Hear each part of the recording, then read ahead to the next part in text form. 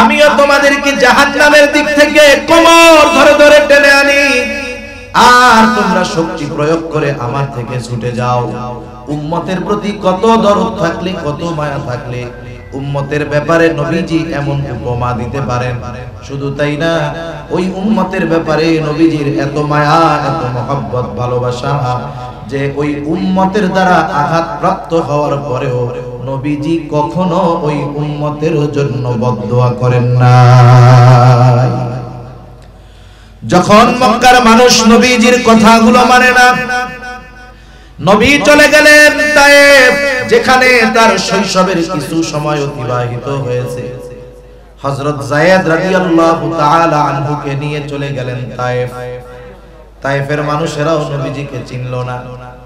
দলবদ্ধভাবে নবীজির গায়ে তারা পাথর নিক্ষেপ করতে শুরু করলো। হযরত যায়েদ রাদিয়াল্লাহু তাআলা আনহু একা ঠেকাতে পারেন না।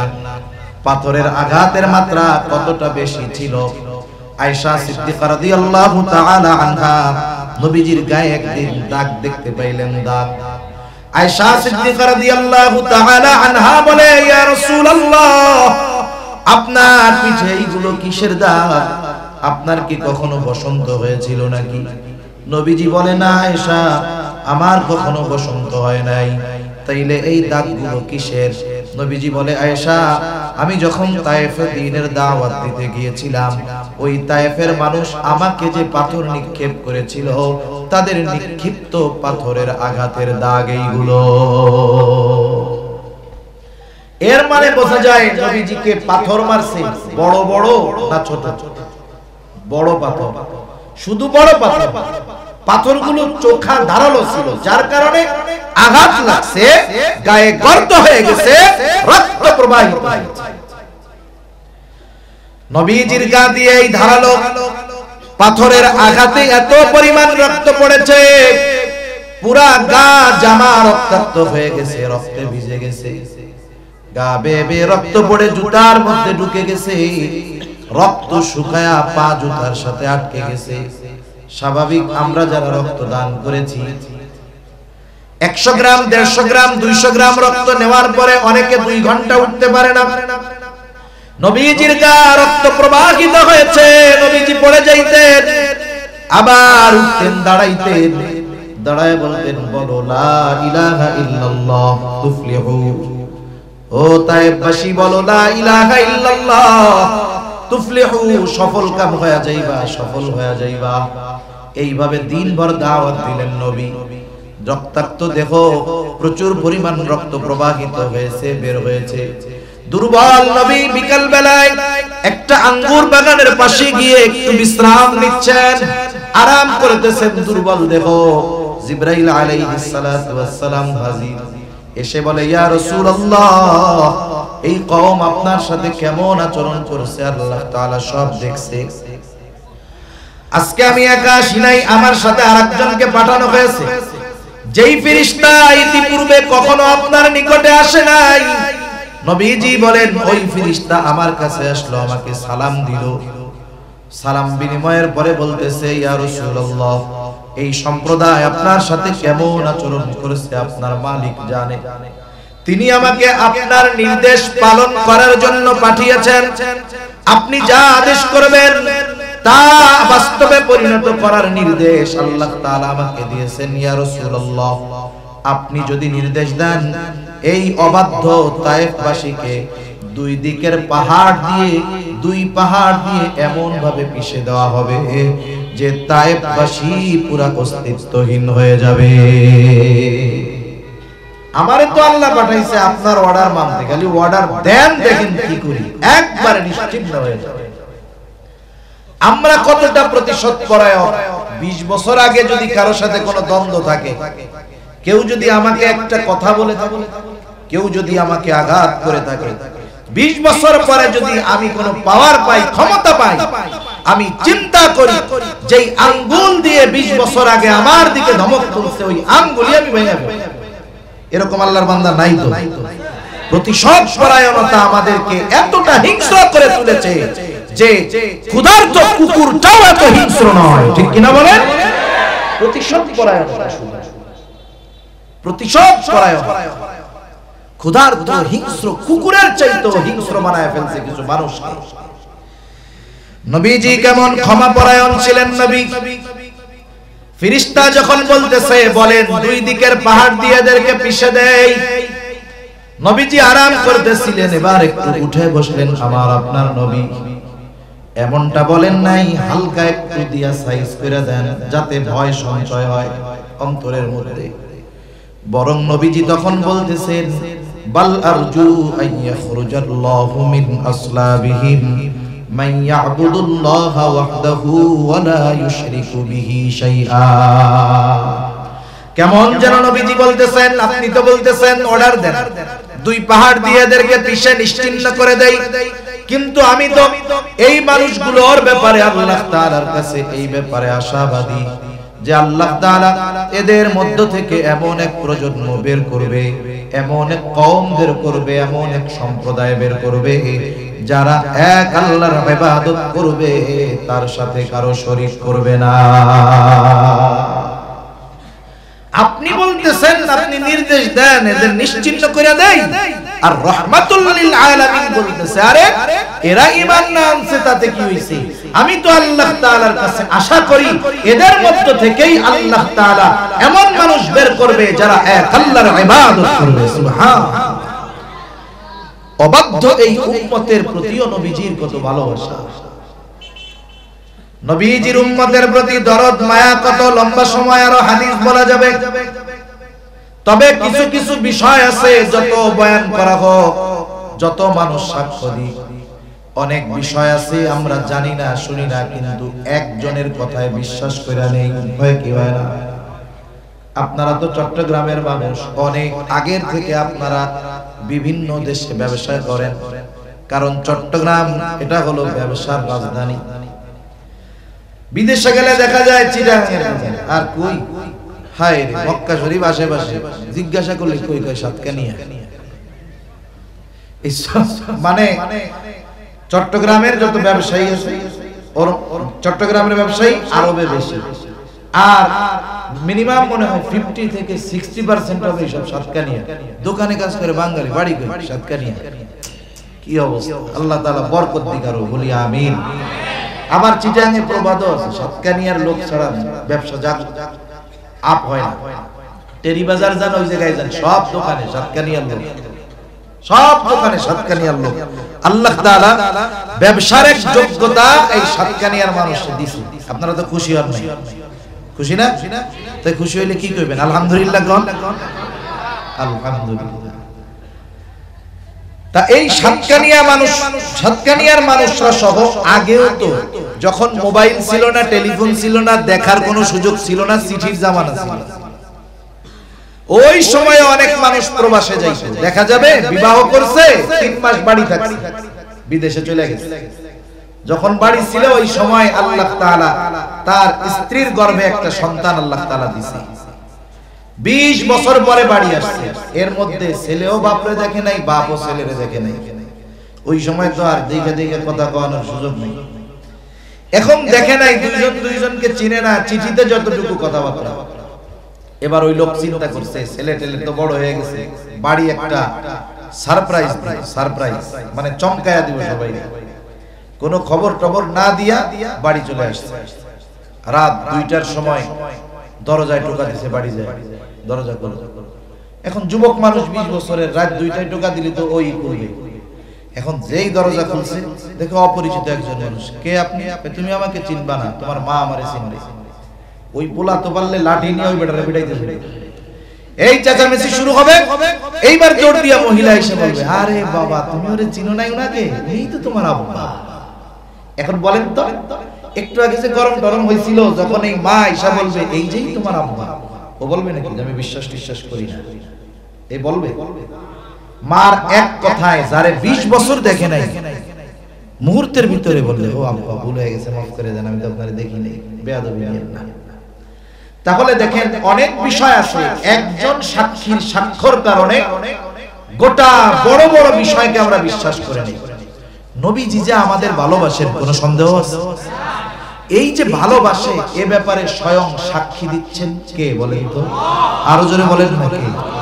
তাহলে আল্লাহ তাআলা যেই বিষয়ের সাক্ষী দিচ্ছে, তাহলে এই ভালোবাসার পরিমাপ বা পরিমাণ কত, এটা পরিমাপ করার কোনো ক্ষমতা আমাদের মধ্যে নাই। নবীজি তার উম্মতকে কত ভালোবাসে স্বয়ং সাক্ষী দিচ্ছেন আল্লাহ।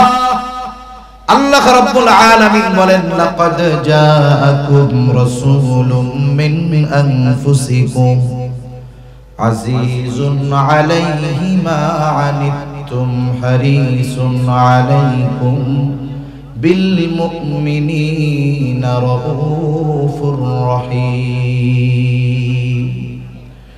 আল্লাহ রাব্বুল আলামিন বলেন, লাকাদ জাআকুম রাসূলুম মিন আনফুসিকুম, তোমাদের মধ্য থেকে তোমাদের জন্য এমন একজন রাসূলের আগমন ঘটেছে যিনি হলেন আজিজুন আলাইহি মা আনিতুম। সোজা কথায় শব্দে কেমনে বুঝাই, তিনি হলেন সমব্যথী। তার মানে যেই বিষয়টা তোমাদের জন্য কষ্টের, সেটা ওই রাসূলকেও কষ্ট দেয়। সুবহানাল্লাহ। এখন প্রশ্ন হতে পারে, আমি যেইটাই কষ্ট পাই নবী সেইটাই কষ্ট পায় কেমনে? একটা উদাহরণ দিলে বুঝতে সহজ হবে। মনে করেন এক লোকের 3 বছরের একটা ছেলে, 3 বছরের সন্তান। সন্তানের বয়স যখন একেবারে ছোট থাকে, 1-1.5-2 মাস বয়স, তখন এক ধরনের মায়া। যখন বাপ বাপ বইলা ডাকে তখন আরেক মায়া। আব্বু আব্বু ডাকে, পিছে পিছে দৌড় দিয়া যখন আসে তখন কিন্তু আরেক মায়া, আরেক মহব্বত। এই 3 বছরের ছোট্ট বাচ্চাটা হঠাৎ করে অসুস্থ হয়ে গেছে, জ্বরাক্রান্ত হয়ে গেছে। গভীর রাত, প্রচন্ড জ্বর, কেমন যেন তাপে তার কপালটা ফেটে যাচ্ছে। বাচ্চাটা কষ্টে যন্ত্রণায় কান্না করতেছে। বলেন তো ওই মুহূর্তে ওই বাচ্চার সামনে তার মা বাবা, আমার তো দিল বলে ওই বাচ্চা অসুস্থতায় যত কষ্ট পায়, ওই অসুস্থ সন্তানের কষ্ট দেখে মা বাবা তার চাইতে আরো বেশি কষ্ট পায়। অনেক মা বাবা হয়তো আল্লাহ তাআলার কাছে মনে মনে বলে, আল্লাহ আমরা নাইলে পাপ করেছি, গুনাহ করেছি, কিন্তু এই মাসুম বাচ্চাটা তো কোনো পাপ করে নাই। আয় আল্লাহ, আপনি প্রয়োজনে তার অসুস্থতাটা আমাকে দিয়ে আপনি এই মাসুম বাচ্চাটারে সুস্থ করে দেন। দেখেন তো সন্তানের কষ্ট অনুভব করে মা বাবা কেন? কারণ সন্তানের প্রতি মা বাবার ভালোবাসা থাকার কারণে। উম্মতের কষ্ট নবীজি কেন অনুভব করেন? নবীজির অন্তরে উম্মতের মুহাব্বত, ভালোবাসা থাকার কারণে। এই জন্য আল্লাহ তাআলা বলেন, এমন এক হাবিব, এমন এক রাসূল তোমাদের মধ্য থেকে তোমাদের জন্য আসছে, তোমাদেরকে যেটা কষ্ট দেয় সেটা তার জন্য কষ্টের কারণ হয়ে যায়। এই জন্য সাহাবায়ে কেরাম যখন নবীজির কাছে কোনো কষ্টের কথা বলতেন, নবীজির এক্সপ্রেশন, অবস্থাটা এমন হইতো ওই সাহাবীর পূর্ণ কষ্টটা কেমন যেন নবী নিজেও অনুভব করতেছে। এজন্যই তো সাহাবায়ে কেরাম নবীজির জন্য ফেদা ছিল, জীবন দিয়ে দিতে তারা সবসময় তৈরি ছিলেন। একথাই আল্লাহ তাআলা বলেন, তিনি হলেন তোমাদের জন্য সমব্যথী। যেই বিষয় তোমাদের জন্য কষ্টের, সেটা তার জন্য কষ্টের। এরপরে আল্লাহ তাআলা বলেন, তিনি হলেন হারিস, হারিসুন আলাইকুম, তোমাদের জন্য সর্বোচ্চ কল্যাণকামী। নবীজি উম্মতের জন্য সর্বোচ্চ কল্যাণকামী নবী। নবী একদিন সাহাবায়ে কেরামকে নিয়ে পথ চলতেছেন। উম্মতের ব্যাপারে নবী চাইতেন উম্মত দ্বীনের পথে চলে আসুক। নবীজি একদিন পথ চলেন, নবী বলতেছে হঠাৎ করে আমার ভাইদেরকে দেখতে মন চায়। সাহাবায়ে কেরাম জিজ্ঞাসা করে, ইয়া রাসূলুল্লাহ, আমরা কি আপনার ভাই নই? নবীজি বলেন, শোনো, তোমরা আমার সাথী, তোমরা আমার সাহাবী, তাহলে আপনার ভাই কারা? নবীজি বলেন, আমার পরে আমাকে না দেখে যারা আমার উপরে ঈমান আনবে তারা হলো আমার ভাই। নবীজি কল্যাণকামী চাইতেন যে সবাই আমার পরে আমার প্রতি, আল্লাহর প্রতি ঈমান আনো। শুধু তাই না, যেই বিষয়গুলো উম্মতের জন্য অতি কল্যাণের, ওই বিষয়টাকে যথাযথ স্থান এবং যথাযথ সময়ের জন্য সংরক্ষণ করতেন। নবীজি বলেন প্রত্যেকটা নবীকে এক একটা স্পেশাল দোয়া করার সুযোগ দেওয়া হয়েছে, যেই দোয়াটা আল্লাহ তাআলা তার উম্মতের ব্যাপারে কবুল করার প্রতিশ্রুতি দিয়েছেন নগদে। নবীজি বলেন সব নবী তাদের সেই দোয়াটা দুনিয়ায় করে ফেলছে, আমি ওই দোয়াটাকে সংরক্ষণ করে রাখছি, কিয়ামতের দিন ওই দোয়াটাকে আমি আমার উম্মতের সুপারিশ হিসাবে করব, যেটা মিস হবেই না, কারণ এই দোয়া কবুলের নিশ্চয়তা আল্লাহ তাআলা দিয়ে রাখছেন।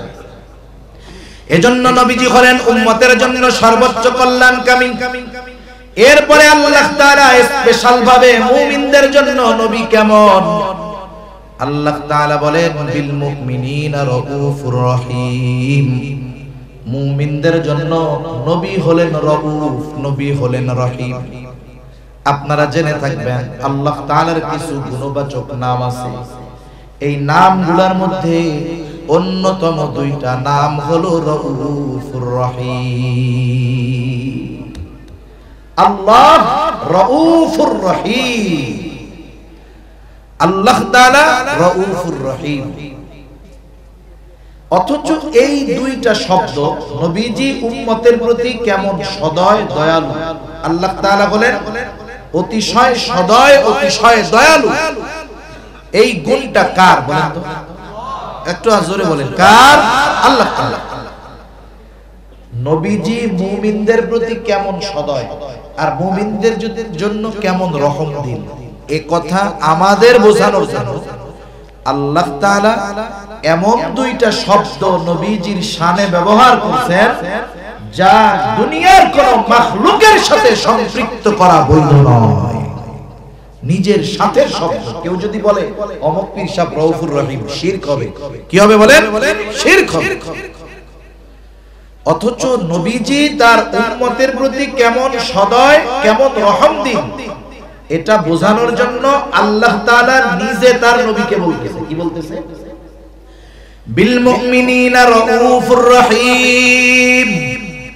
এই নবী হলেন মুমিনদের জন্য অতি সদয় পরম দয়ালু। তাহলে উম্মতের প্রতি নবীজি কেমন সদয় কেমন রহম দিল, আল্লাহ তাআলার এই কথার দ্বারা স্পষ্টভাবে বোঝা যায়। এখন স্বাভাবিক যৌক্তিকতা, স্বাভাবিক জ্ঞান কি বলে, স্বাভাবিক সেন্স কি বলে, যেই ব্যক্তি আমাকে আমার জন্য সর্বোচ্চ ত্যাগ স্বীকার করবে, আমাকে সর্বোচ্চ ভালোবাসবে, আমিও তার জন্য জীবন দিয়ে তাকে ভালোবাসবো, এটা বলে হলো স্বাভাবিক নলেজ, এটাই বলে। এখন বলেন তো, যেহেতু নবী আমাদের সর্বোচ্চ ভালোবাসে, তার ভালোবাসার পরিধি উম্মতের ব্যাপারে এত বেশি, ওই ভালোবাসার ব্যাপারে স্বয়ং সাক্ষ্য দিয়েছেন আল্লাহ। যেই নবী এত আমাদের ভালোবাসে, বলেন তো সেই নবীর প্রতি আমাদের সর্বোচ্চ ভালোবাসা থাকার দরকার আছে না? না, সর্বোচ্চ পরিমাণ ভালোবাসা নবীজির প্রতি আমাদের থাকতে হবে। নবীর প্রতি উম্মতের ভালোবাসা, উম্মতের প্রতি নবীর ভালোবাসা, আর নবীর প্রতি উম্মতের ভালোবাসা, এটা হলো ঈমান সম্পৃক্ত বিষয়। আমরা যে নবীকে ভালোবাসবো এটা সম্পর্কের কারণে না, স্বার্থের কারণে না, এই ভালোবাসা ঈমানের সাথে জড়িত, ঈমানের সাথে। সেজন্য এই ভালোবাসাটা হতে হবে সর্বোচ্চ। এই জন্য নবীর প্রতি যার ভালোবাসা যত বাড়ে, তার ঈমানের পাওয়ার তত বাড়ে। নবীর প্রতি ভালোবাসা যার যত কমে, ঈমানের পাওয়ার তার তত কমে।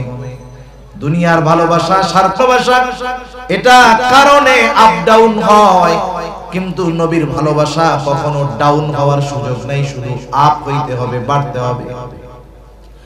বাবার সাথে সন্তানের ভালোবাসা সম্পর্কের ভালোবাসা, মায়ের সাথে মেয়ের ভালোবাসা সম্পর্কের ভালোবাসা, স্বামীর সাথে স্ত্রীর ভালোবাসা সম্পর্কের ভালোবাসা, ছেলের সাথে মেয়ের ভালোবাসা এটা সম্পর্কের ভালোবাসা, ছেলের সাথে মায়ের ভালোবাসা সম্পর্কের ভালোবাসা।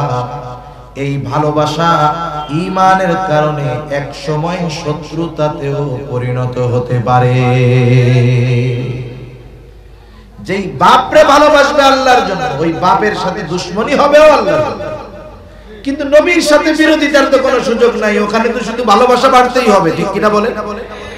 সাহাবায়ে কেরাম দেখায় গেছে বাবার, মার, সন্তানের এসবের ভালোবাসার চাইতে নবীর ভালোবাসাকে তারা কত ঊর্ধ্বে রাখছে। সাহাবায়ে কেরাম দেখায় গেছে। বদরের যুদ্ধের দিন আবু উবাইদা ইবনে জাররাহ রাদিয়াল্লাহু তাআলা আনহু যুদ্ধের ময়দানে যখন আছেন, তিনি দেখতে পাইলেন তার বাবা জাররাহ কাফেরদের পক্ষে, মুসলমানদের বিপক্ষে যুদ্ধ করার জন্য আসছে। বাবাকে দেখার পর তিনি চিন্তা করলেন বাবার থেকে দূরে দূরে সরে থাকবো। এক বর্ণনায় আসছে তিনি বাবার থেকে সরে সরে যুদ্ধ করতেছেন ঠিক, কিন্তু বাবার দিকে খেয়াল রাখতেছেন বাবা কি করে।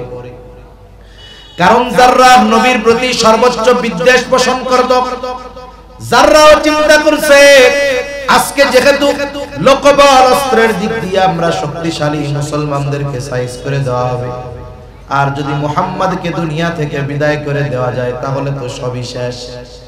এই বদ চিন্তা করে, কুচিন্তা করে সে বারবার নবীজির দিকে আক্রমণ করার চেষ্টা করতেছে। জাররাহ আবু উবাইদা খেয়াল করলেন, প্রথমবার গিয়ে প্রতিহত করলেন, আবার দূরে সরে যুদ্ধ করতেছে, কিন্তু খেয়াল করে যে বাপ জাররাহ কি করে। আবার খেয়াল করলেন যে জাররাহ নবীর দিকে আক্রমণ করার চেষ্টা করতেছে, আবার গিয়ে প্রতিহত করলেন, সরায়া দিলেন। এইবার আবার যুদ্ধ শুরু করছে, খেয়াল করতেছে বাবা কি করে। এইবার তাকায় দেখে বাপ আবারও নবীর দিকে আক্রমণ করার চেষ্টা করতেছে। বাবার মোহাব্বতে জাররাহ বাবার থেকে দূরে দূরে সরে যুদ্ধ করতেছিল, কিন্তু নবীর প্রতি বাবার এই আচরণ তার পছন্দ হয় নাই। সে তো ওই রকম লক্ষ্য বাবার চাইতে নবীকে বেশি মহব্বত করে। এইবার আবু উবাইদা বিরক্ত হয়ে গেল, নবীর প্রতি এহেন আচরণ সে পছন্দ করলো না। এইবার নিজে গিয়া একটা কোপ দিয়া বাপের দেহ থেকে কল্লাটাকে আলাদা করে দিল। দুনিয়ার স্বার্থে নাকি নবীর মহব্বতে নবীর সাথে বেয়াদবি করেছে, ছাড় দেয় নাই। এই জন্য নবীর প্রতি মুহাব্বত এটা ঈমানের সাথে সম্পৃক্ত বিষয়, এটা কমার কোনো সুযোগ নাই। নবীকে মুহাব্বত করতে গিয়ে যদি বাপ দুশমন হয় পিছপা হওয়া যাবে না। নবীকে দুশমন, নবীকে ভালোবাসতে গিয়ে যদি সন্তান দুশমন হয় তাহলে সন্তানের সাথে সম্পর্ক ত্যাগ করতে হবে। সাহাবায়ে কেরাম এই ব্যাপারে দৃঢ় প্রতিজ্ঞাবদ্ধ ছিলেন। শুধু তাই না, নবীজিও জানায়া দিয়েছেন, ও আমার উম্মত, মিলাদ দিয়া, সিন্নি খাইয়া, জিলাপি খাইয়া প্রকৃত মুমিন হতে পারবা না যতক্ষণ না আমাকে প্রকৃতভাবে ভালোবাসবা। নবীজি সেই কথা বলেন, লা ইউমিনু আহাদুকুম হাত্তা আকুনা আহাব্বা ইলাইহি মিন ওয়ালিদিহি ওয়া ওয়ালাদিহি ওয়ান নাসি আজমাইন। নবীজি বলেন, তোমাদের মধ্যে কেউ ততক্ষণ মুমিন হতে পারবে না যতক্ষণ না সে পিতা, মাতা, সন্তান, সন্ততি এক কথা সকলের চাইতে আমি নবীকে বেশি ভালো না বাসবে, ততক্ষণ কেউ প্রকৃত মুমিন হতে পারবে না। এখন নবীকে তো ভালোবাসতে হবে, কোন পদ্ধতিতে বাসবো? আমরা তো নবীকে সামনে পাই নাই, আবু বকর সামনে পাইছে, নিজের সব সম্পদ নবীর কাছে আইনা দিয়ে দিয়েছে। আরে হযরত তালহা নবীজিকে সামনে পেয়েছে। উহুদের ময়দানে নবী যখন গর্তের মধ্যে পড়ে গেছে, কাফেরদের তীর বর্ষা নবীজির মাথার উপর দিয়ে যায়। তালহা তো নবীজিকে সামনে পাইছে, নবীর মহব্বতে নিজের বুকটাকে নবীর জন্য ঢাল বানায়া দিয়েছে। সুবহানাল্লাহ। কিন্তু আমরা তো নবীর সামনে পাই নাই, কেমনে ভালোবাসবো? নবীও জানে আমার উম্মত চিন্তিত হয়ে যাবে, এই জন্য নবী তাকে ভালোবাসার পদ্ধতি নবী নিজেই বলে দিলেন। নবীজি বলেন, ও উম্মত, কেমনে ভালোবাসবা শোনো। তোমরা আমাকে যদি ভালোবাসতে চাও কেমনে ভালোবাসবা? মনে করো তুমি তোমার পদ্ধতিতে আমারে ভালোবাসবা, কাজ হবে না। নবীজি বলেন, মান আহাব্বা সুন্নতি ফাকাদ আহাব্বানি ওয়া মান আহাব্বানি কানা মাই ফিল জান্নাহ। নবীজি বলেন, যে আমার সুন্নাতকে ভালোবাসবে সে আমি নবীকে ভালোবাসবে, যে আমার সুন্নাতকে ভালোবাসলো আমি নবীকে ভালোবাসলো, আর যে আমি নবীকে ভালোবাসবে তার অবস্থান হবে আমার সাথে জান্নাতে। সুবহানাল্লাহ বলে। নবীর সাথে যদি জান্নাতে থাকতে হয়, জান্নাতে তো আগে যাওয়ার দরকার। জান্নাতে যাওয়ার শর্ত কি? নবীজি বলেন, কুল্লু উম্মতি ইয়াদখুলুনাল জান্নাতা ইল্লা মান আবা। নবীজি বলেন, আমার সব উম্মত জান্নাতে যাবে, আবা উম্মত ছাড়া। প্রশ্ন করা হলো, ইয়া রাসূলুল্লাহ, আবা উম্মতের আবার কারা? নবীজি বলেন, মান আতাআনি দাখালাল জান্নাহ ওয়া মান আসানি ফাকাদ আবা। যারা আমার আনুগত্য করবে তারা জান্নাতে প্রবেশ করবে, আর যারা আমার আনুগত্য করবে না তারা আবা উম্মত, তারা জাহান্নামে প্রবেশ করবে। এই দুই হাদিসকে যদি মিলানো হয় কি ফলাফল বের হয়? দুই হাদিসকে মিলাইলে ফলাফল বের হয়, নবীর সুন্নাতকে যারা মুহাব্বতের সাথে অনুসরণ করবে। আমরা অনেকে আছি সুন্নাত ভালোবাসি, সুন্নাত ওয়ালা ভালোবাসি, নিজে সুন্নাত ওয়ালা হই না, কাজ হবে না। নিজেও সুন্নাত ওয়ালা হতে হবে, সুন্নাতকে ভালোবাসতে হবে। তাহলে কেউ যদি নবীর সুন্নাতকে মুহাব্বতের সাথে অনুসরণ করে, সে নবীর সাথে জান্নাতে অবস্থান করবে। আমরা কারা কারা নবীর সাথে জান্নাতে থাকার আশা রাখি? হাত উঁচা করি তো। নারায়ে তাকবীর। আরো জোরে বলেন, নারায়ে তাকবীর। মাশাআল্লাহ, সাথে তো আছে না? আল্লাহ কবুল করুন। ইচ্ছার প্রতিফলন ঘটানোর জন্য কর্মের দরকার। আমরা স্বপ্ন দেখি, বাস্তবায়ন করতে রাজি নেই। আমরা আশা যেটা করি সেটা কর্মে পরিণত করতে হলে ত্যাগ স্বীকার করতে হবে। অনেক সময় মানুষের কথা শুনতে হয়, গন্ডারের চামড়া বানায় ফেলতে হয়। অনেক সময় অন্যান্য কষ্ট স্বীকার করতে হয়, তাইলেই না স্বপ্ন বাস্তবায়ন করা যায়। নবীর সাথে আমরা জান্নাতে থাকতে চাই, এ আশা সবার, কিন্তু কি করলে যে নবীর সাথে জান্নাতে থাকা যায় সেটা আমরা করতে কেউ রাজি নাই। তাহলে বোঝা গেল আমাদের ইচ্ছা আর কর্ম এই দুইটার গন্তব্য এক না। আমার ইচ্ছা একদিক, গন্তব্য আর একদিক। এক নৌকায় যদি উঠতে পারতাম, যে কোনো এক জায়গায় গিয়ে ঠেকতাম, কিন্তু দুই নৌকায় যদি দুই ঠ্যাং বেঁধে দেওয়া হয়, দুই পা বেঁধে দেওয়া হয়, গন্তব্য তো বহুদূর, নিজেরই তো 12টা বেজে যাবে। সেই জন্য আমাদের ইচ্ছার সাথে কর্মের প্রতিফলন ঘটাতে হবে। এতে বহুত কথা মানুষ বলতে পারে, শোনা লাগতে পারে, স্বাভাবিক বিষয়। নবীর সাথে জান্নাতে থাকতে পারা এটা সৌভাগ্যের ব্যাপার। কত বড় সৌভাগ্যের ব্যাপার! আনাস রাদিয়াল্লাহু তাআলা আনহু থেকে বর্ণিত হাদিস।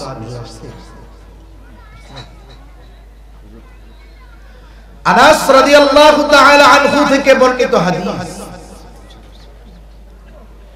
নবীজি সাল্লাল্লাহু আলাইহি ওয়াসাল্লামের সাহাবী আনাস রাদিয়াল্লাহু তাআলা আনহু তিনি বলেন, একদিন নবীজির কাছে একজন গ্রাম্য সাহাবী আসলো। সে মুমিন হোক আর কাফের হোক, মুসলিম হোক আর অমুসলিম হোক, ইসলামের বন্ধু হোক আর শত্রু হোক, প্রত্যেকটা মাখলুক এই উপকার ভোগ করে। রাসূলুল্লাহ সাল্লাল্লাহু আলাইহি ওয়াসাল্লাম জগৎবাসীর জন্য রহমত, সৃষ্টি জগৎ সমূহের জন্য রহমত হওয়ার কারণে কাফেররাও উপকার ভোগ করে। নবীজির পর থেকে নিয়ে কিয়ামত পর্যন্ত যত মানুষ আসবে, যত মানুষ এসেছে, যত মানুষ আছে, মুমিন হোক আর কাফের হোক, নবীজির উম্মত এরা সবাই, এ ব্যাপারে কোনো সন্দেহ নেই। কাফেরও যদিও হয়, নবীজির উম্মত হওয়ার কারণে নবীজির আল্লাহ তাআলার কাছে দোয়া, নবীজি দোয়া করেছে, আল্লাহ আপনি আমার উম্মতের পাপের কারণে, পাপাচারের কারণে, অন্যায়ের কারণে, গুনাহের কারণে এদেরকে পূর্ববর্তী উম্মতদের মতো সমূলে নির্মূল করে দিবেন না।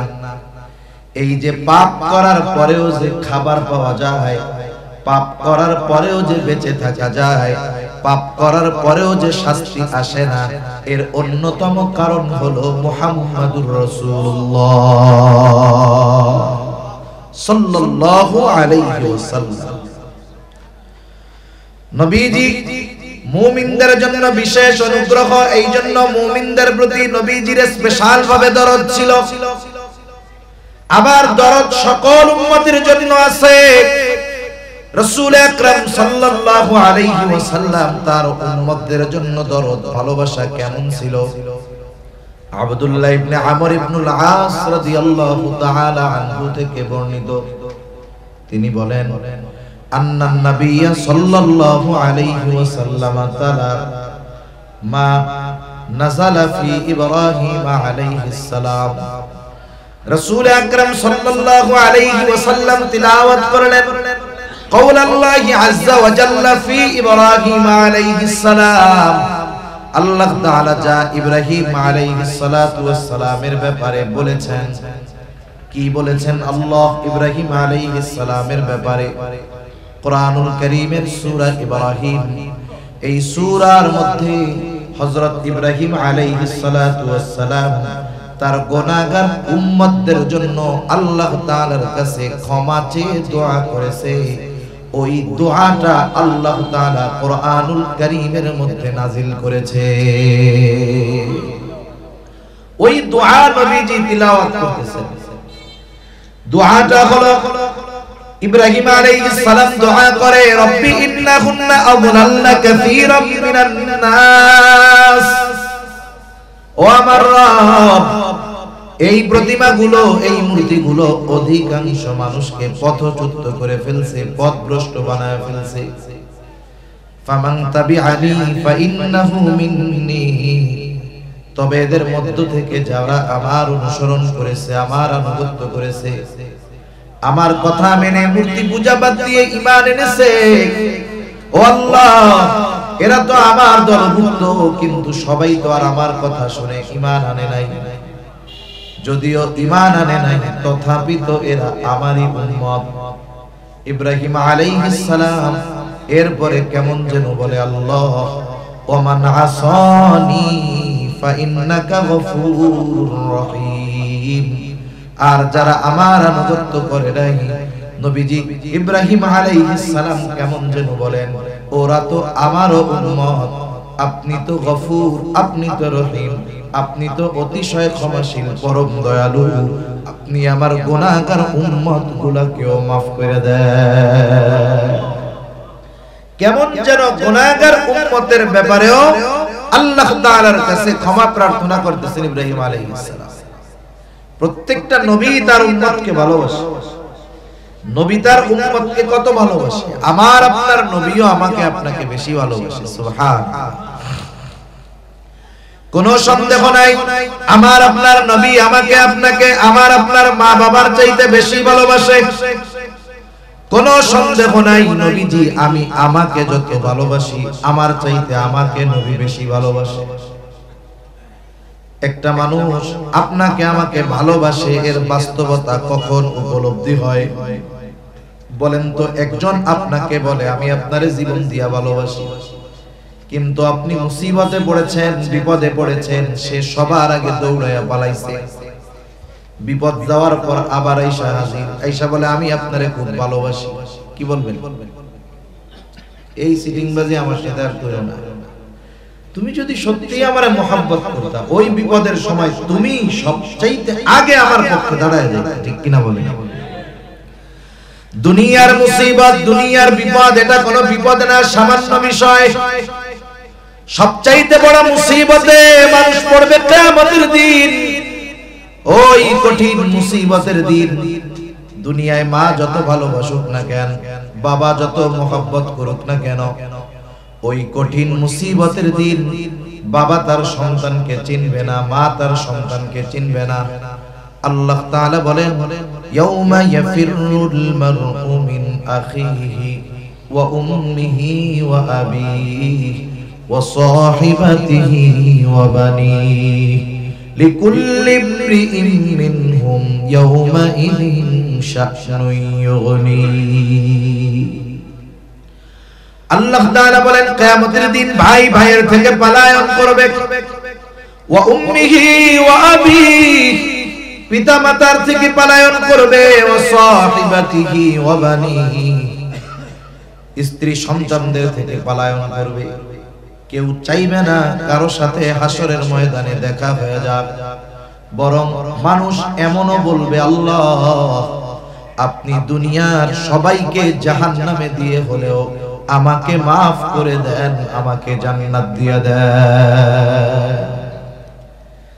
ওই কঠিন মুসিবতের দিন সবাই নিজের চিন্তায় বিভোর থাকবে, অথচ এই কঠিন মুসিবতের দিন আমার আপনার নবীজিও চিন্তিত থাকবে, তবে নিজের জন্য নয়। নবীজি তার উম্মতের চিন্তায় বিভোর থাকবে, নবীজি উম্মতের চিন্তায় বিভোর থাকবে। একবার দৌড়ায় চলে যাবে হাউজে কাউসারের কাছে।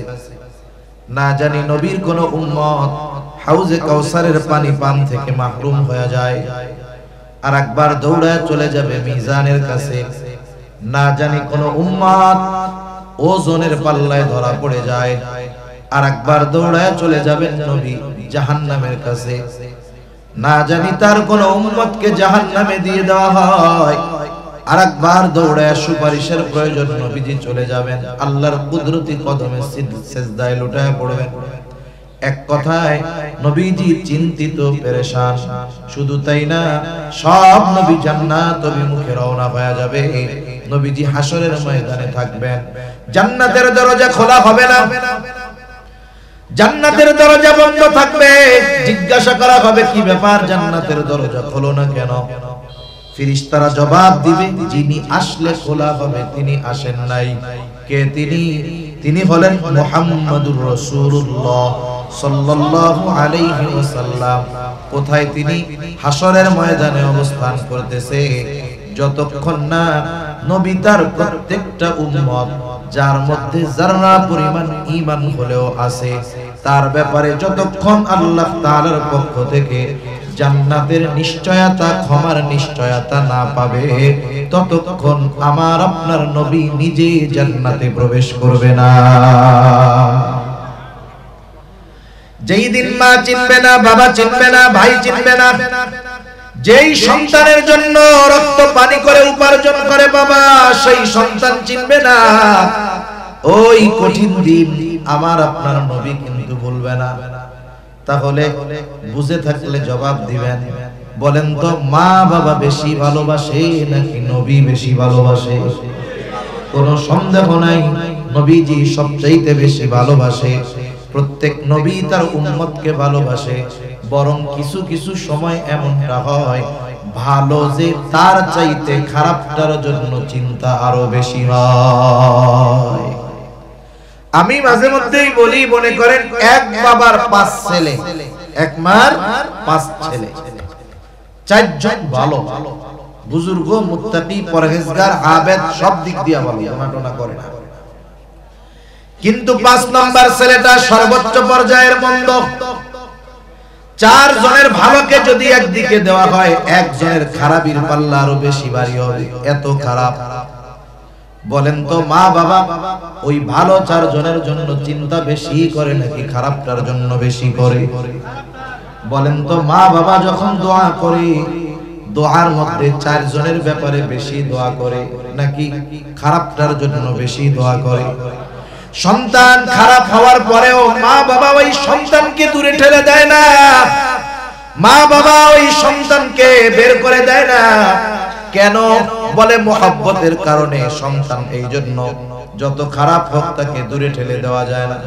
আরে উম্মত যত গুনাহগার হোক, মা বাবার চাইতে সন্তানকে যত ভালোবাসে মা বাবা, তার চাইতে নবী তার উম্মতকে বেশি ভালোবাসে। এই জন্য নবী সন্তান যেমন খারাপ হলে মা বাবা মহব্বতের কারণে চিন্তিত হয়, ওই রকম কোন উম্মত যদি গুনাহগার হয়, নবীও মহব্বতের কারণে চিন্তিত হয়ে যায়। এরপরে উনি ঈসা আলাইহিস সালাতু ওয়াস সালামের ওই আয়াত, যেই দোয়া আল্লাহ তাআলার কাছে ঈসা আলাইহিস সালাম করেছেন, আল্লাহ তাআলা ওই দোয়াও জানায় দেন। ঈসা আলাইহিস সালাম দোয়া করে আর বলে, ইন তুআযিবুহুম ফাইন্নাহুম ইবাদুক ওয়া ইন তাগফির লাহুম ফাইন্নাকা আনতাল আজিজুল হাকীম।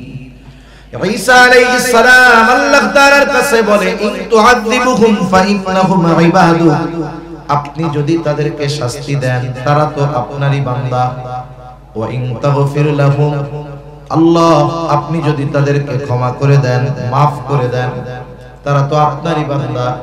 এই কারণে যদি আপনি আমার গুনাহগার উম্মত, আপনার বান্দাকে যদি আপনি মাফ করে দেন, কেউ কোনো কিছু আপনাকে জিজ্ঞাসা করবে না। কেন? ফাইন্নাকা আনতাল আজিজ, আপনি হলেন মহাপরাক্রমশালী, মহাপ্রজ্ঞাময়। মূলত ঈসা আলাইহিস সালাম বলতে চায়, আল্লাহ আমার ওই গুনাহগার উম্মত আপনার বান্দাগুলোকেও আপনি মাফ করে দেন।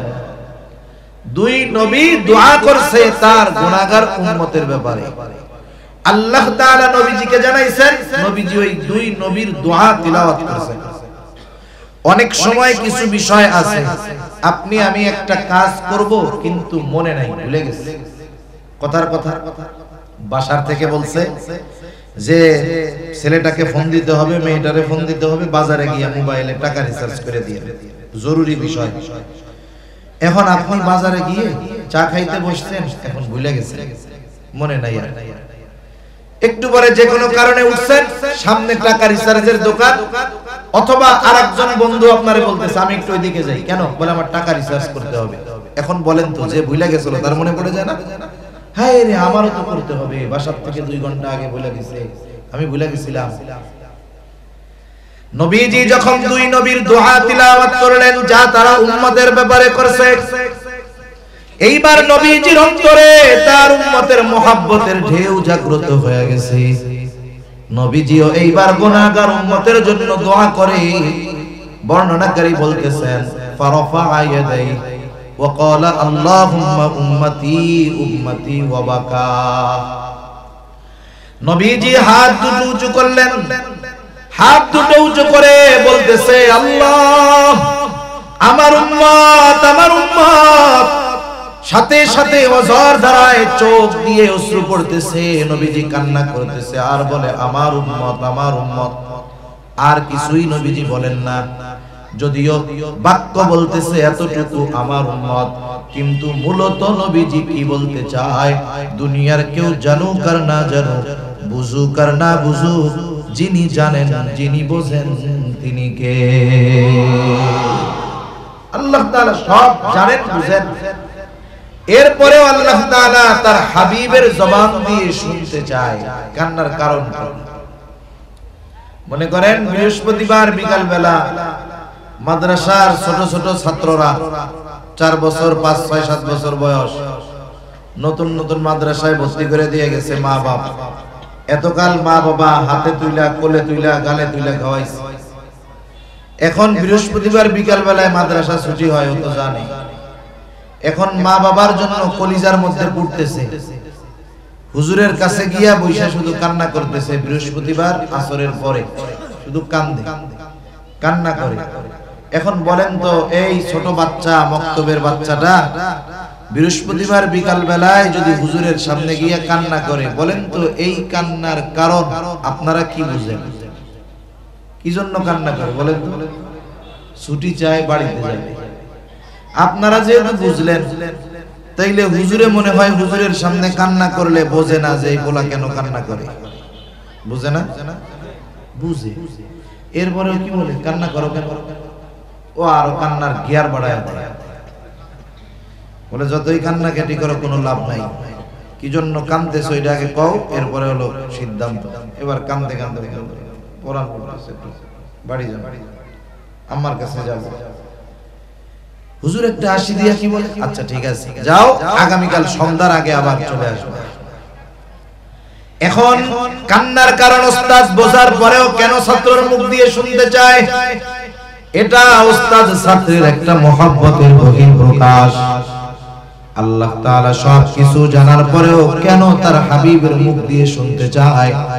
এটা আল্লাহ তাআলার তার হাবিবের প্রতি মহব্বতের একটা বহিঃপ্রকাশ। হাবিব আপনার যা মন চায় বলেন, কারণ আল্লাহ তাআলা তো আমার আপনার নবীজিকে এমন ভালোবাসে যে আল্লাহ তাআলা কিছু কিছু ক্ষেত্রে এমন বিধান নাজিল করেন যেটা আমার আপনার নবীকে খুশি করার জন্য। আল্লাহ তাআলা নবীজিকে খুশি করার জন্য বিধান পরিবর্তন করে দেয়।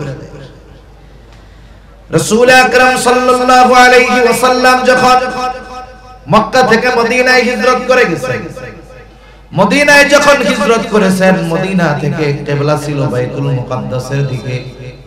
নবীজি যখন মক্কায় থাকতেন, রাসূলুল্লাহ সাল্লাল্লাহু আলাইহি ওয়াসাল্লাম বাইতুল মুকাদ্দাসের দিকে ফিরে নামাজ পড়তেন। তবে ওয়াল কাবাতু বাইনা ইয়াদাই, কাবা বাইতুল মুকাদ্দাস আর তার মাঝে থাকতো, কারণ মক্কা থেকে বাইতুল মুকাদ্দাস ছিল উত্তর দিকে। নবীজি দাঁড়াইতেন সামনে কাবা, এরপরে বাইতুল মুকাদ্দাস। কিন্তু উনি যখন মদিনায় হিজরত করলেন, মদিনাও তো মক্কা থেকে উত্তর দিকে। এইবার যখন বাইতুল মুকাদ্দাসের দিকে ফিরে নামাজ পড়ে, আমার আপনার নবী কাবা পড়ে গেছে পেছন দিকে। 16 মাস নবীজি নামাজ পড়ছেন বাইতুল মুকাদ্দাসের দিকে ফিরে। কিন্তু মনের তামান্না, যদি কাবা মুসলমানদের জন্য কিবলা হইতো ভালো হইতো। সব সময় মনের তামান্না এটা। নবীজি নামাজে দাঁড়ায় গেলেন, নামাজের মধ্যে নবী বারবার আকাশের দিকে তাকায়। আল্লাহ তাআলা বলেন, কদ নারা তাকাল্লুবা ওয়াজহিকা ফিস সামা ফালানুওয়াল্লিয়ান্নাকা কিবলাতান তারদাহা। আপনি কেন বারবার আকাশের দিকে তাকান? আল্লাহ তাআলা তো জানে, আল্লাহ তাআলা তো দেখে, আপনি কেন তাকান তাও জানে। আল্লাহ তাআলা বলেন, ফালানুওয়াল্লিয়ান্নাকা কিবলাতান, অবশ্যই অবশ্যই আপনার জন্য আমি কিবলাকে পরিবর্তন করে দিব। তারদাহা, আপনার খুশির জন্য আমি আপনার কিবলাকে পরিবর্তন করে দিব। আল্লাহ তাআলা নবীজির সন্তুষ্টির জন্য, নবীজিকে খুশি করার জন্য নবীজির চাওয়া অনুযায়ী কিবলা পরিবর্তন করে দিয়েছেন। কত মহব্বত, ভালোবাসা। জিবরাইল আলাইহিস সালাতু ওয়াস সালাম কে আল্লাহ তাআলা বলে, জিবরাইল যাও, আমার মুহাম্মদ কেন কান্না করে, কান্নার কারণ জিজ্ঞাসা করো। জিবরাইল আলাইহিস সালাতু ওয়াস সালাম হাজির, এসে বলে, আপনি কেন কান্না করেন? যদিও আপনার কান্নার কারণ আল্লাহ তাআলা জানেন, এরপরেও তিনি জানতে চান। এইবার জিবরাইল আলাইহিস সালাতু ওয়াস সালামের কাছে প্রাণ খুলে নবী সব কথা বললেন, উম্মতের ব্যাপারে সব কথা বললেন। এইবার জিবরাইল আলাইহিস সালাম আল্লাহ তাআলার কাছে গিয়ে সব কথা খুলে বলল। আল্লাহ তাআলা জানায় দিলেন, জিবরাইল যাও, আমার মুহাম্মদকে গিয়ে জানায় দাও, আমি অচিরেই তাকে তার উম্মতের ব্যাপারে সন্তুষ্ট করব, তাকে অসন্তুষ্ট করব না। নবীজি দুনিয়ায় থাকতেই উম্মতের ক্ষমার ব্যাপারে চিন্তিত ছিলেন, পেরেশান ছিলেন। শুধু তাই না, উম্মতের ব্যাপারে নবীজির ফিকির কেমন ছিল, চিন্তা কেমন ছিল। নবীজি যখন প্রথম দিকে গোপনে দাওয়াত দিলেন, 3 বছর গোপনে দাওয়াত দেওয়ার পর আল্লাহ তাআলা নির্দেশ দিলেন, ওয়া আনদির আশীরাতাকাল আকরাবিন। এখন আর গোপনে হবে না, আপনার আত্মীয়-স্বজন আশেপাশের যারা আছে এদেরকে প্রকাশ্যে দাওয়াত দেন। নবীজি দাওয়াত দিবেন গুরুত্বপূর্ণ এক বিষয়। এটা তো দুনিয়ার সবচাইতে মোস্ট ইম্পর্টেন্ট একটা বিষয়, যেটা মানুষকে জানাতে হবে। একদিন দাওয়াত দিবেন, 2 ঘন্টা 3 ঘন্টার জন্য আসলাম, 1 ঘন্টা কিছু দিনই কথাবার্তা বললাম, চলে গেলাম। নবীজি কি এইরকম দাওয়াত মক্কাবাসী? না, নবীজিও মক্কাবাসীকে হাড়ে হাড়ে চিনে, মক্কাবাসীও নবীজিকে পরিপূর্ণভাবে চিনে। একটা মানুষকে চেনা জানার জন্য, একটা মানুষের অভ্যন্তরীণ এবং বাহিরের ভেতরে সব বিষয় জানার জন্য 1-2 ঘন্টা সময় যথেষ্ট। আপনি যখন একটা মানুষের সাথে বছরের পর বছর থাকবেন, আপনি হয়তো দেখতেছেন যে মাথায় টুপি, মুখে দাড়ি, লম্বা জুব্বা, বাবা পাগড়ি, বড় বুজুর্গ, আল্লাহ এই আল্লাহ ওয়ালা আসলে যে আল্লাহ ওয়ালা কিনা এটা বুঝতে পারবেন 1 বছর তার সাথে থাকতে। মানুষের সামনে খুব মিষ্টি কথা আমরা বলতেছি, আমলের কথা বলতেছি, কিন্তু আমার আমলের অরিজিনাল হালত এটা তো বুঝবেন আমাদের 6 মাস থাকবে। ঠিক কিনা বলেন? এই বিষয়গুলো নবীজিও তাদের ব্যাপারে জানে, তারাও নবীজির প্রতি তাদের কত অগাধ আস্থা বিশ্বাস ছিল। নবীজি যখন এই পরিচিত মানুষগুলোর মধ্যে, পরিচিত পরিবেশে, পরিচিত স্থানে দাওয়াত দিবেন, নবীজি এবার আবু কুবাইস পাহাড়ের সবাই সাফা পাহাড়, এজন্য কোন কোন বর্ণনায় আসছে উনি সাফা পাহাড়ে উঠলেন, কোন কোন বর্ণনায় আবু কুবাইস পাহাড়ে উঠলেন। মূলত সাফা পাহাড়টা আবু কুবাইস পাহাড়ের একটা অংশ। এবার উনি সাফা পাহাড়ে উঠে মক্কা বসিলেন। এমনি ওই পাহাড়ের মর্যাদা ছিল, ওই পাহাড়ের উপরে যদি কোনো অপরিচিত ব্যক্তি যাকে মক্কার কেউ চেনে না, ওই রকম অপরিচিত একজন ব্যক্তিও যদি ওই পাহাড়ে দাঁড়িয়ে মক্কাবাসীর কাছে সাহায্য চাইতো, ওই পাহাড়ের এমন আজমাত ব্যক্তিকে তা দেখতো না, কিন্তু ওই পাহাড়ে যে বসতো যাকে ডাক দিত, ওই লোকটা অপরিচিত হলেও সকল মানুষ তাকে সাহায্য করার জন্য চলে আসতো। ওই পাহাড়ের কোথায় কোথায় চেয়ারের একটা মর্যাদা আছে, চেয়ারের একটা মর্যাদা আছে, কিন্তু আমরা এই চেয়ারের চাইতে মর্যাদা দেই ব্যক্তিকে বেশি। চেয়ারের চাইতে মর্যাদা কাদের বেশি দেই? ব্যক্তিকে বেশি। ব্যক্তি যদি ভাইরাল ব্যক্তি যদি সেলিব্রিটি হয়, আবার যদি ব্যক্তি এমন হয় যে এত না দিলে আসে না, এরকম যদি হয় কমপক্ষে ওয়াজ না শুনলেও ওনারেও দেখতে মন চাইছে, এমন 1 ঘন্টা 1 লাখ টাকা লাগে, একটু চেহারাটা মনে দেখে আসে। কিন্তু যদি আল্লাহ বুজুর্গানের দিন বয়ান করেন তখন ওটা কোনে না। অথচ উচিত ছিল আমাদের এই চেয়ারের মর্যাদা, ওই মর্যাদা কাফেররা দিতে পারে, পাহাড়ের মর্যাদা অপরিচিত ব্যক্তির ডাকে তারা চলে আসে। কিন্তু আমরা দ্বীনি বিষয়ে এই চেয়ারের মর্যাদা দিয়ে যদি একজন অপরিচিত মানুষ বসে, একজন আলেম বসে, স্থানীয় আলেম বসে, আমরা এই চেয়ারের মর্যাদা দিয়ে তার কথা শুনতে আসি না, চিন্তা করি ও আমাদের দেশে ঠিক কিনা বলেন? আমাদের এলাকায় বলে বাড়ির গোশ ডালের সমান, বাড়ির গোশ ডাউলের সমান। আবার মাজার দেখুন গল্প না বললেও তো হয় না, কথায় কথায় মনে পড়ে গেল, কষ্ট হইতেছে না তো আপনাদের? এগুলো তো ওয়াজের অংশ, তবে আপনাদের একটু আন্তরিকতা বাড়ানো বলা।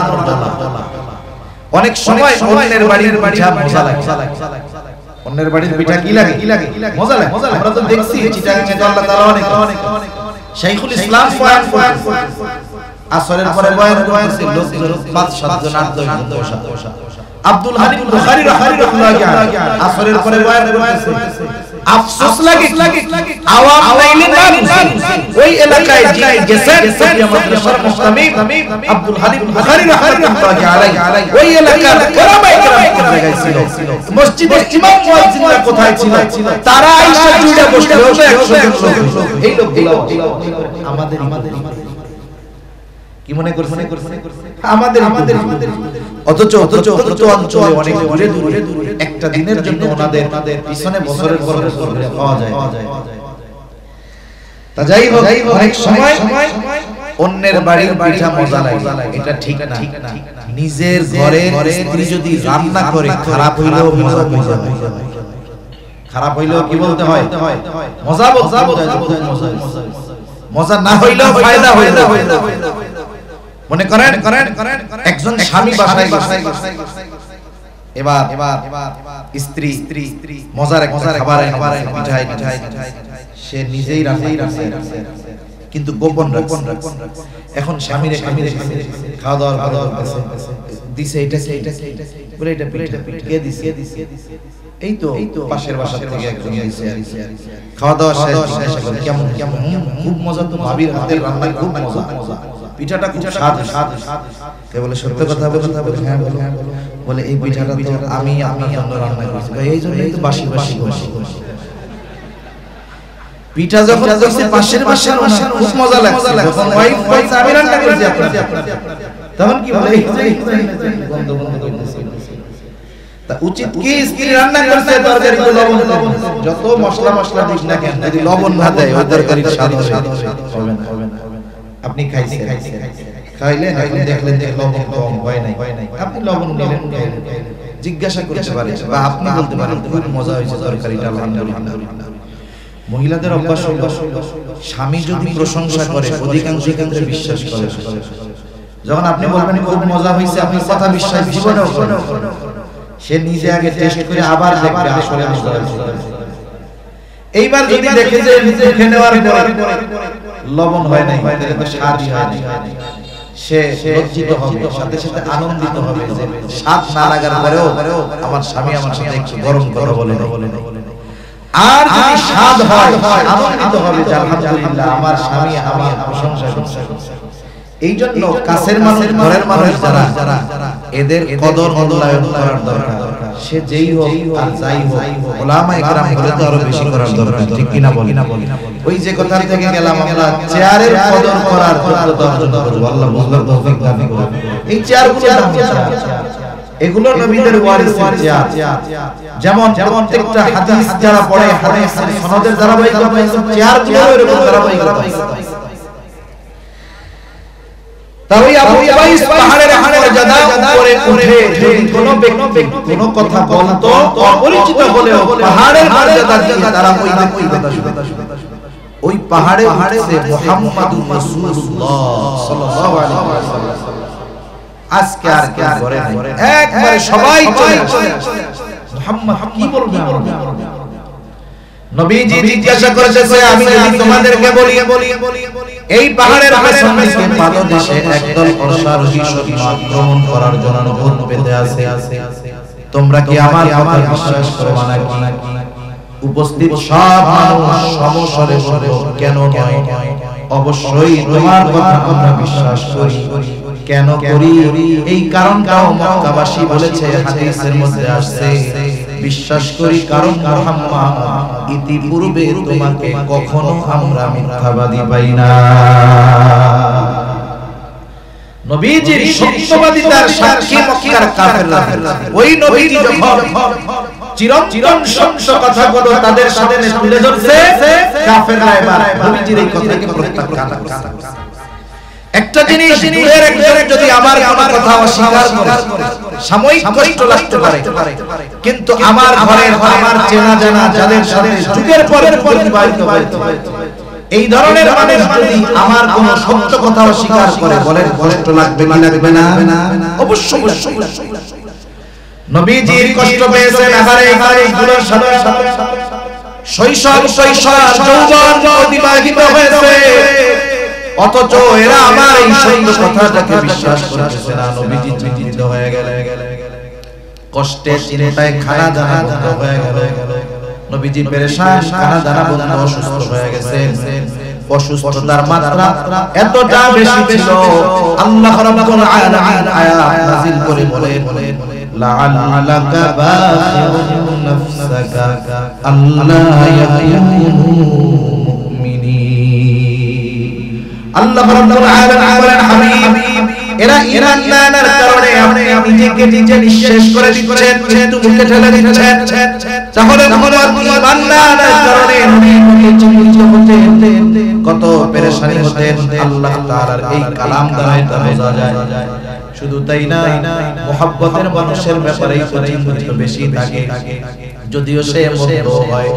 নবীজি উপমা দিতেন এইভাবে, তোমাদের মধ্যে আর আমার মধ্যে উপমা হলো ওই ব্যক্তির ন্যায় যে আগুন প্রজ্বলিত করেছে, আগুন জ্বালিয়েছে। এখন তো চতুর্দিকে প্রত্যন্ত অঞ্চলগুলোতে ইলেকট্রিসিটি আছে, এক সময় কারেন্ট ছিল না, বিশেষ করে ফসলের সময়, ধানের সময় যদি কেউ আগুন জ্বালাইতো, কেউ যদি একটু আগুন প্রজ্বলিত করতো, চতুর্দিক থেকে পোকামাকড় এসে লাফায়া লাফায়া আগুনের মধ্যে পড়ে আত্মঘাতী দিত। আগুন যিনি জ্বালিয়েছেন তিনি যদি হাত দিয়ে সরায়, ওদের কাজ হইতো না, আরো জোর করে এসে আগুনের মধ্যে পড়তো। নবীজি বলেন, তোমার আর তোমাদের আর আমার মধ্যে উপমা হলো ওই ব্যক্তির ন্যায় যে আগুন প্রজ্বলিত করলো, চতুর্দিক থেকে পোকামাকড় এসে আগুনের মধ্যে পড়তে থাকলো, সে ঠেকাতে পারে না।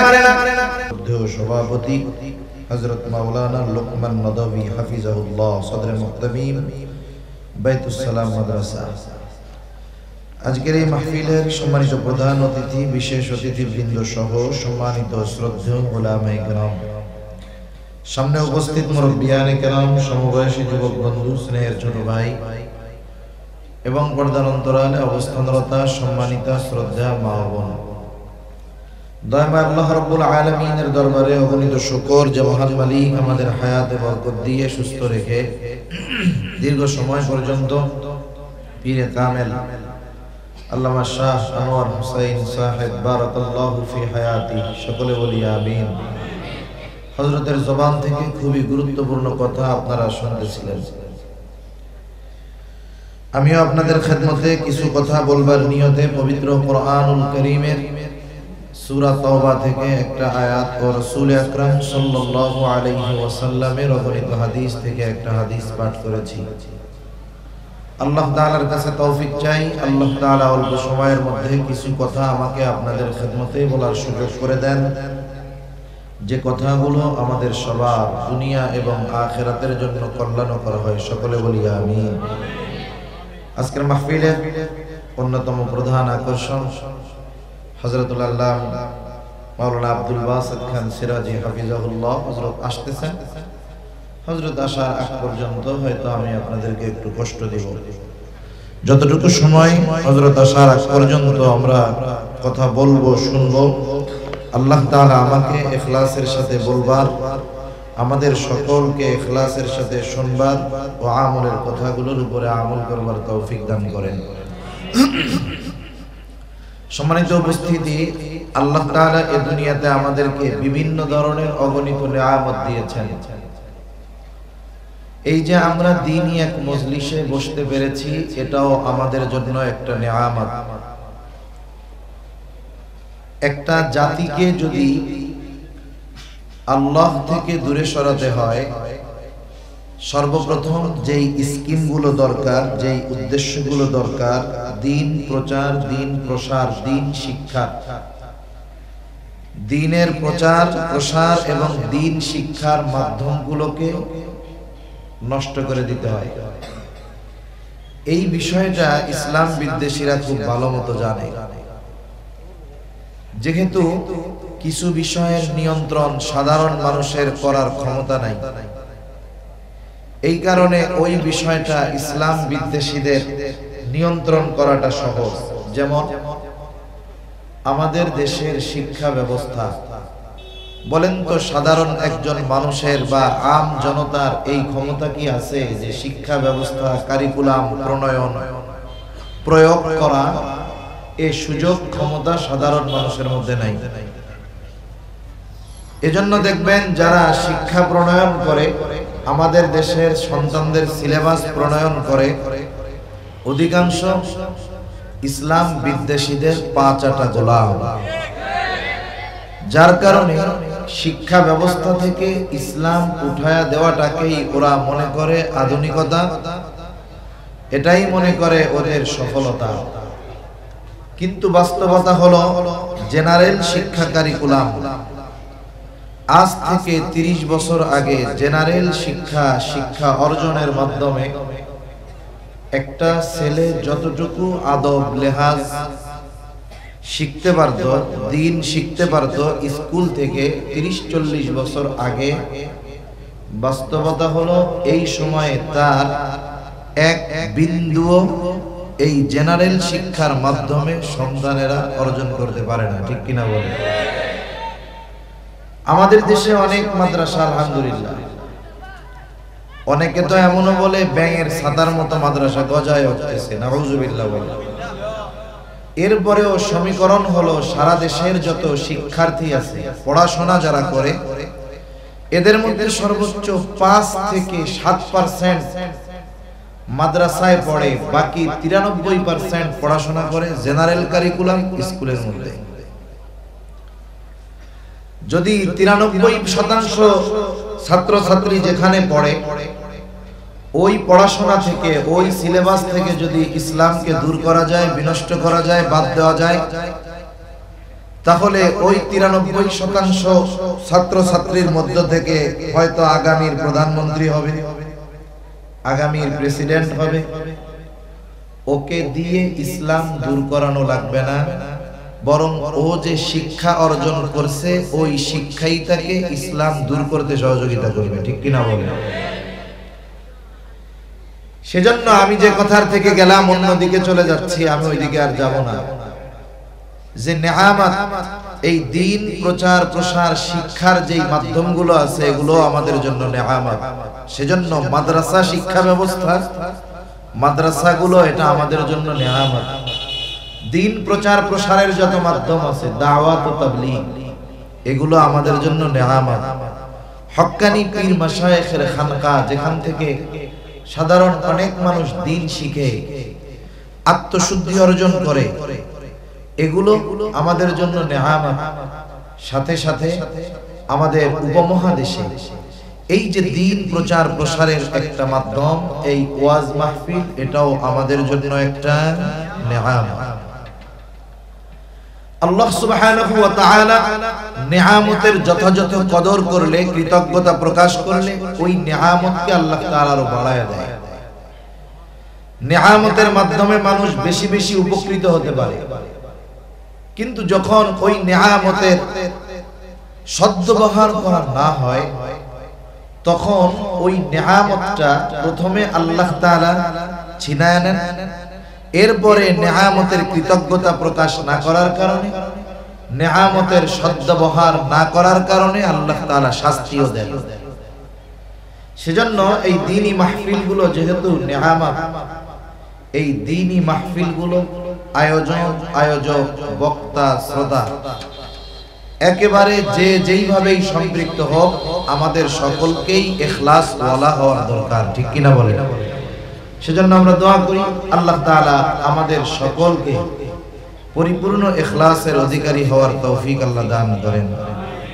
সম্মানিত উপস্থিতি, এটা দামি এক নেয়ামত। তবে দামি দামি নেয়ামতগুলোর মধ্যে আল্লাহ প্রদত্ত অন্যতম এক দামি নেয়ামত হলো যে আল্লাহ তাআলা আমাদেরকে মুহাম্মাদুর রাসূলুল্লাহ সাল্লাল্লাহু আলাইহি ওয়াসাল্লামের উম্মত বানিয়েছেন।